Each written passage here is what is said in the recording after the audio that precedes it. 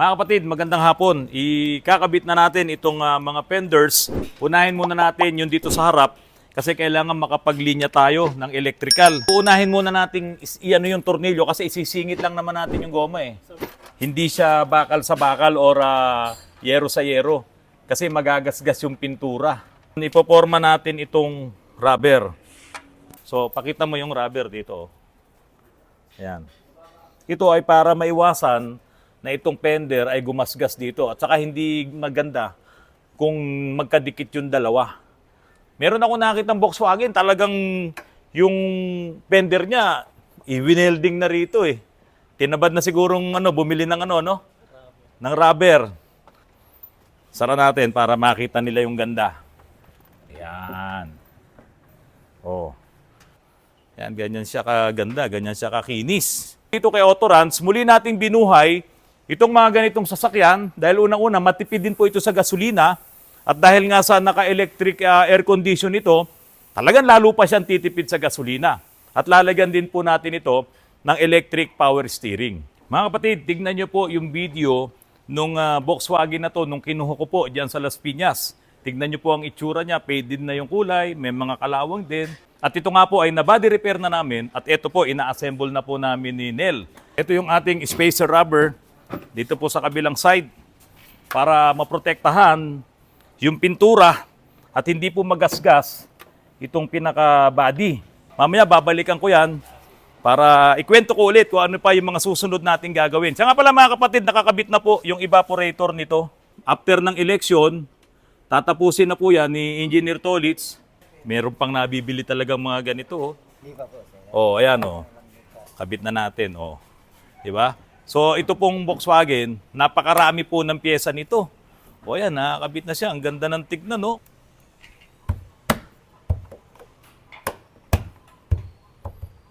Okay, kabit na. Ganun lang kabilis. Dapat lahat ng tornilyo bago. Huwag nyo nang ibabalik yung mga lumang tornilyo na tinanggal dito kahit sabihin mong buo pa.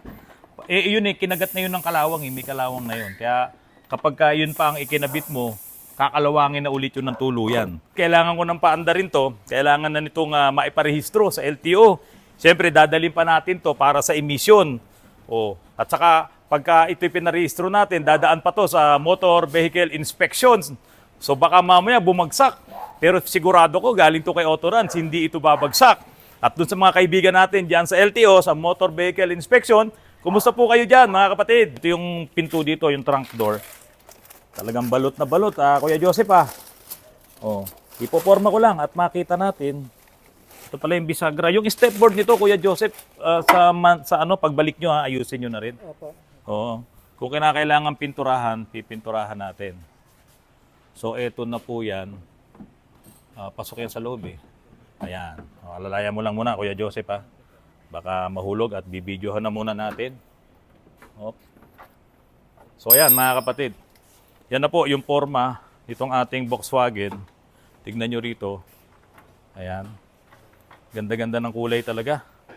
Kung napili nating kulay. At metallic talaga to, Metallic color. Okay. Ikot mo dito, yung video. Ayan. Habang kinakabit ni Jaime.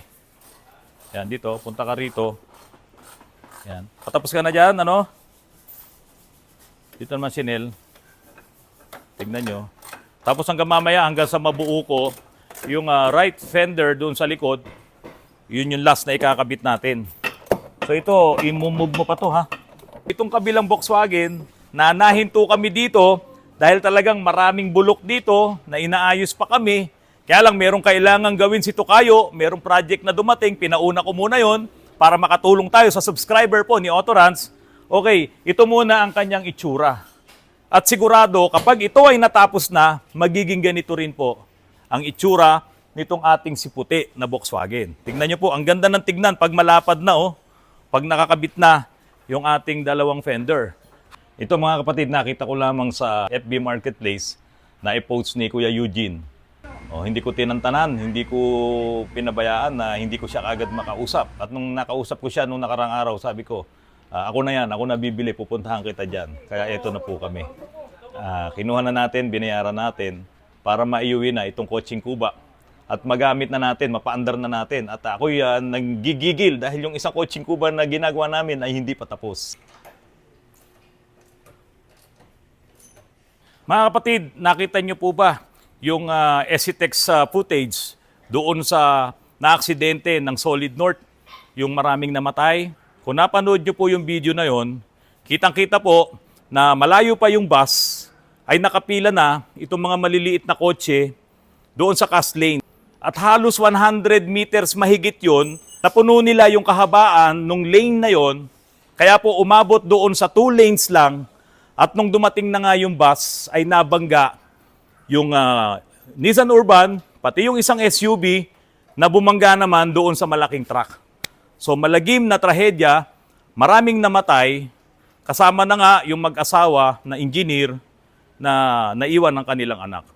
Kung kayo po ay maliliit na kotse, mga SUV, wag na po kayong pumila doon sa cast lane. Napakaluwag doon sa ibang lanes at pumila kayo doon sa cast lane na diyan nga po yung naganap na trahedya. So kung wala kayong load, planuhin nyo ang inyong biyahe, mag-load kayo sa inyong RFID, sigurado naman karamihan din ng mga maliliit na kotse nandun ay may mga RFID na. Kaya lang baka hindi sila nakapag-load. Kailangan ko saan na ng bus para po maipakita ko sa inyo kung gaano kataas yung chassis ng mga bus.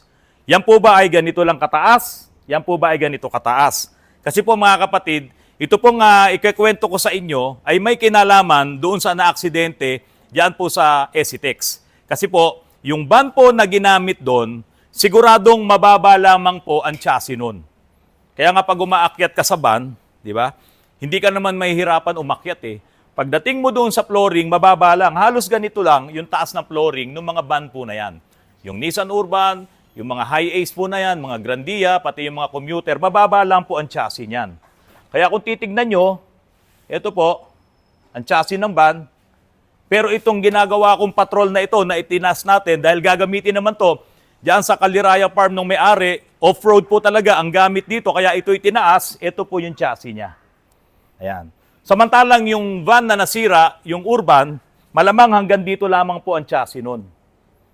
Ayan. Kung mapapansin nyo, nung sumalpok yung bus, halos, yun talagang yung crumpled, no? Kitang-kita nyo, yung yero nung van na yon, pati nung SUV na nandun sa harapan niya na crumpled. Bakit po? Kasi yung chassis niya, hindi nakatulong dahil malamang pumailalim yun dun sa bus. Kasi mababa po yung chassis nung mga van na yan. Kaya ang tinamaan ngayon ng bus, kung halimbawa ito yung bus, ito yung Solid North, ganito kataas, yung kanyang chassis, umilalim ngayon yung chassis nung Urban na yon at yung talagang body, ang talagang na-sandwich dun. Talagang nalamukot yung body. Marami ang namatay dun. Pati yung SUV na nasa harapan, napapansin nyo yung SUV gumanon eh. Tapos yun namang yun namang Urban, mapansin nyo, tumingala naman ganun. Kasi nga po, pumailalim dito yung kanyang chassis. Ngayon mga kapatid, itong mga itinataas namin na mga 4x4, pati na yung mga crosswind na itinataas namin, pati na rin yung mga adventure na ginagamit pang off-road, safe po kayo dyan. Pero wag lang talagang mauulit yung ganung aksidente. Dahil talagang iyon ay freak accident. Di ba? Napakabilis talaga ng bus.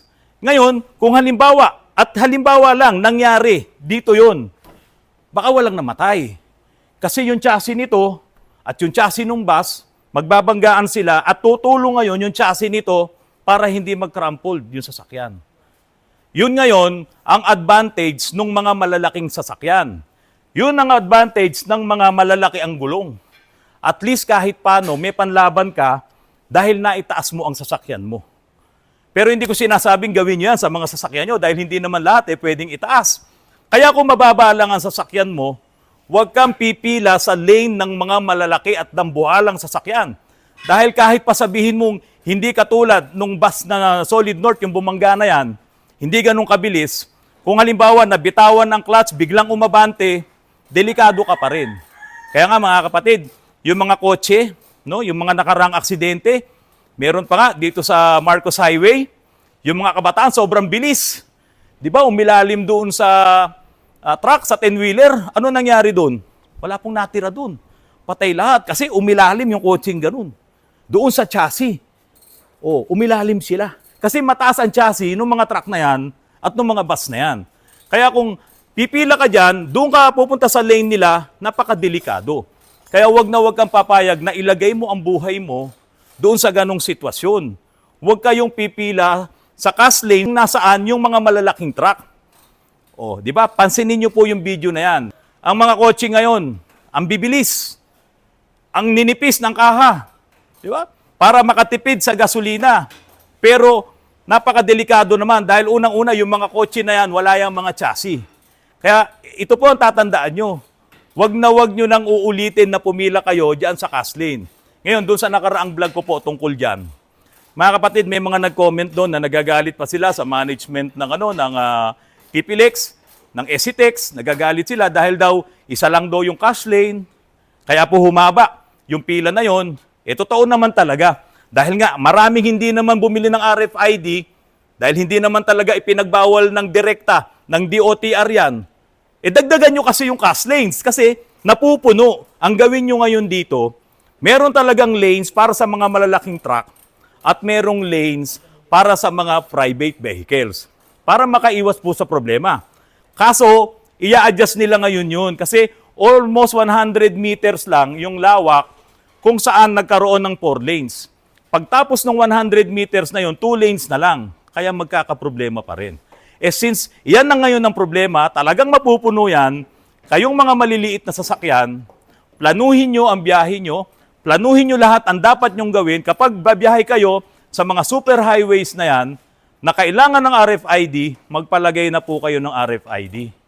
Or mag-load po kayo sa inyong RFID para po makaiwas kayo sa posibleng aksidente na pwedeng mangyari. Tandaan nyo po, yung mga malalaking bus na yan, mataas ang chassis niyan. Pero yung kotse mo, yung van mo na yan, mababa ang chassis niyan. Kaya kapag ikaw ay binangga niya na sandwich ka, talaga pong malalamukot ang inyong sasakyan. Wala naman ng mga beam pagdating doon sa body. Wala nang tutulong, wala nang proteksyon. At kahit sabihin mo, tinadtad yan ng mga airbags, hindi kaya ng airbags yung mga pira-piraso ng lata na yun, ng yero na yun. Kapag yan ay nalamukot ng ganon, talagang maraming mamamatay. Mga kapatid, ulitin ko, kung yung van na yun ay ganito, baka kung merong namatay, isa or dalawa lang. Pero sana wala. Kasi talagang matibay, mataas ang chassis nito, tutulong yan para hindi ngayon bumangga ng matindi yung bus. Kahit paano may proteksyon ka. Pero siyempre, yan ay case-to-case basis. Kaya lang, ang sinasabi ko, dito po sa vlog ko na ito, hanggat maaari, huwag nyo nang ilagay sa alanganing lugar ang inyong sasakyan dahil unang-una, kahit malaki kayo, kahit van kayo, kahit pick-up kayo na hindi naman kayo yung mga malalaking pick-ups, o mga kapatid, pwedeng ganun din ang mangyari, ilalim ang inyong chassis doon sa mga malalaking truck na yan. Kaya makikita nyo mga kapatid, sa US, meron bang maliliit na pick-ups dyan? Bihira, ang mga Ford ang lalaki, matataas ang mga chassis nila. Yung mga halos mga bagong mga Toyota na yon, matataas din ang kanilang mga chassis para nga po kahit paano pagdating sa mga ganyang sitwasyon at pagdating sa mga off-road use ay mapakinabangan mo ang inyong mga sasakyan na matataas ang kanyang build. Ngayon, yung mga vans, yung mga FB, mga L300 FB na yan, pati yung mga SUV na hindi nakaset up, mabababa sila, huwag kayong lilinya diyan po sa cast lane na pwede kayong banggain at pwedeng maulit yung pag-sandwich ng isang bus at truck diyan sa dalawang sasakyan ngayon na naipit na maraming namatay. Ipakita ko sa inyo itong Pajero nitong aking anak. Ito, tingnan mo. Ito pong Pajero, sa totoo lang, hindi naman ito ganun kataas. Mababa lang ang original na build nito. Pero dahil sa ito ay nagbadelip na ako ng 4 inches at nagpalit ako ng 33 na gulong, yung kanyang outside diameter, yung outer diameter ng gulong, ang chassis po niya, ito So, ito po yung chassis niya. Ayan. Medyo mataas na. Kaya po ito, siguro kung babanggain ito ng truck or kung babanggain ito ng bus, hindi siya basta-basta makakrampold, hindi siya mapipit-pit ng ganon dahil haharang pa yung chassis. So mga kapatid, tandaan nyo po, kung maliliit kayong mga kotse, or kayo po yung mga SUV na mababalang, katulad nitong, itong crosswind na to, AUB to, pero sa totoo lang, mababa pa rin ang chassis nito, nandito lang. Delikado pa rin to. So, huwag kang pipila doon sa mga pila ng mga malalaki at dambuhalang truck dahil pwede kang maaksidente. Malaki po talaga ang advantage kapag ka ang sasakyan mo ay mataas, malaki, matibay. Pero kung ikaw naman ay offensive driver, napakadelikado rin kung maggagala-gala ka dyan sa mga kalsada natin at ikaw ay barumbadong magmaneho. Marami ka ring maaaksidente. Kahit sabihin mo pang ganito kalaki ang sasakyan mo, ganyang kataas ang sasakyan mo, matibay yan, kung barumbado ka namang magmaneho at hindi mo iniintindi yung karapatan din ng ibang mga motorista. Diyan po sa kalsada, kamote ang iyong manner ng pagmamaneho, marami ka rin pong aaksidentehin. Kaya nga po mga kapatid, alam nyo ba na ang mga sedan, yung mga maliliit na kotse, mas marami ang naaksidente kapag mga maliliit na mga sasakyan dahil unang-una, yan ay halos wala kang suporta doon sa tibay ng mga sedan na yan.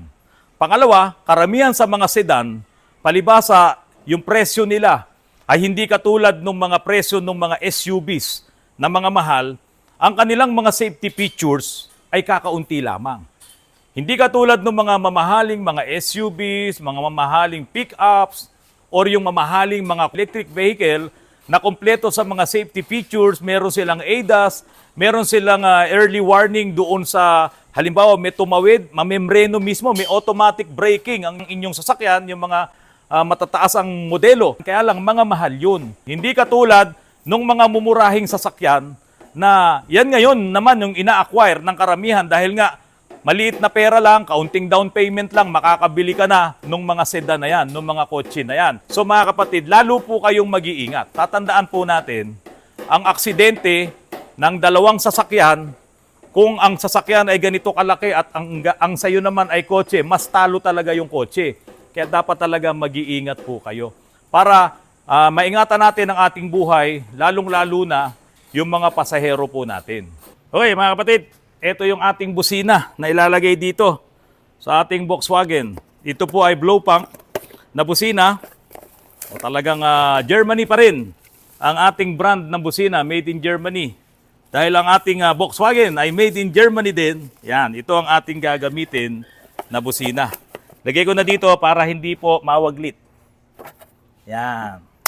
Sara na muna natin. Mga kapatid, mag-iingat po kayo sa pagmamaneho. Tulad po nung lagi ko po sinasabi sa inyo, huwag po kayong didikit sa mga malalaking sasakyan. Kung ang inyong sasakyan ay mga sedan or mga SUVs at napakadelikado po kasi ng mga dambuhalang sasakyan na yan. Mantakin nyo mga kapatid, karamihan ng mga 10-wheelers, karamihan ng mga lumang mga sasakyan na bumabiyahe dyan sa NLEX ay mga surplus po yan na nandyan sa Subic, yung mga binebentang surplus dyan sa Cebu, pati doon sa ibang mga port. Kasi po, legal naman na nakakabili ka ng mga surplus ng mga heavy equipments at mga trucks.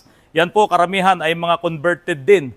Tapos didikit ka dyan, napakadelikado, lalo na kung ang driver ng truck na yon ay mayroong problema. So, mag-ingat po kayo, wag po kayong tumabi sa mga malalaking trucks na yan dahil hindi po kayo mapapansin yan. Talagang may blind spot yan at pwede kayong maaksidente.